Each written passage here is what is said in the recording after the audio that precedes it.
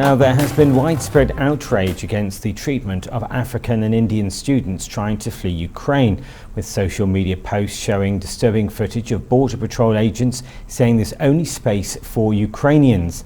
Fleeing Ukrainians have received food, work permits, visas and sympathy as expected during such a chaotic time, but the harsh treatment of black people and people of colour has sparked questions of racism that cannot be avoided, especially as coverage of the evacuation efforts has exposed shocking and inhumane treatment.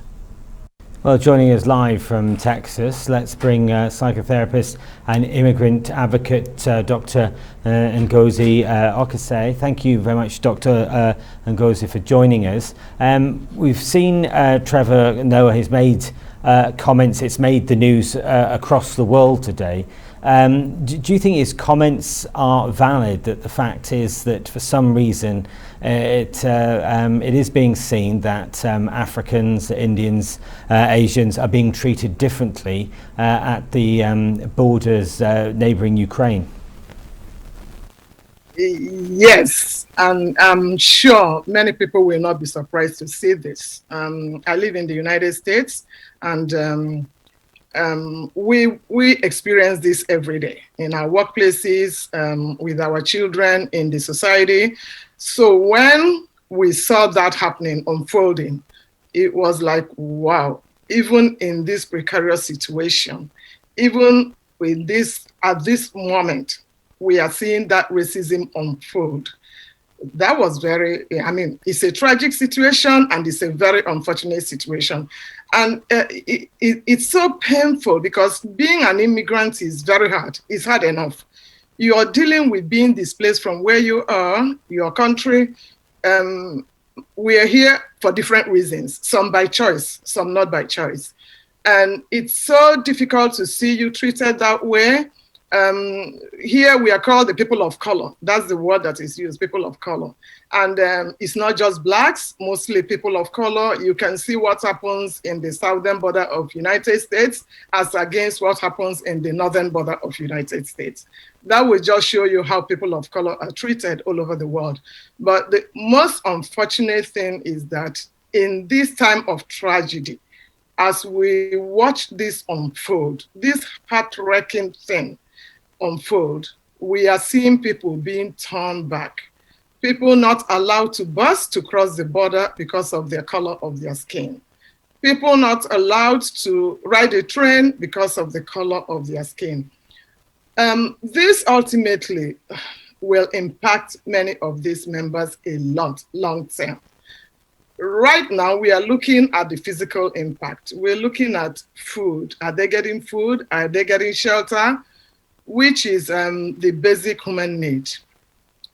The need for food and the need for shelter is challenged right now. But what we'll be thinking of is the psychological impact, psychological trauma that is going to ensue after this. And more so, we are not even out of the pandemic. We are not even out of the COVID, but we are here again with this incident, and we are experiencing this. It's a very unfortunate situation.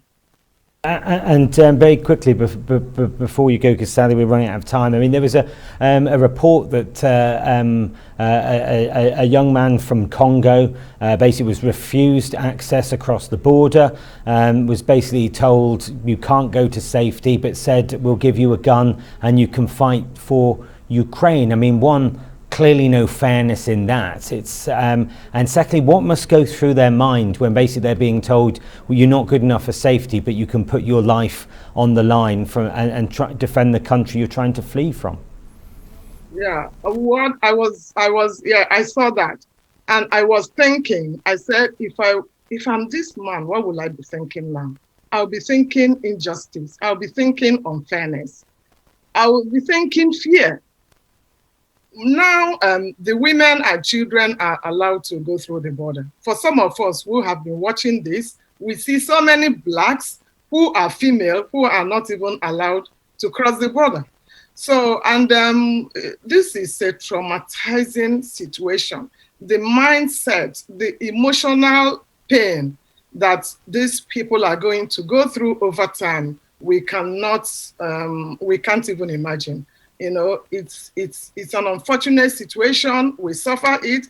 Racism is real, whether we want to accept it or not. For some of us who live here, racism is real. We experience it every day, and there is no denying of it. You know, it happens, but it's unfortunate that it's happening at this time in these people's lives. Well, Dr. Ngozi, we're going to have to leave it there, but thank you ever so much for joining us and giving us your intake in what is clearly a very unfair and very wrong situation. America.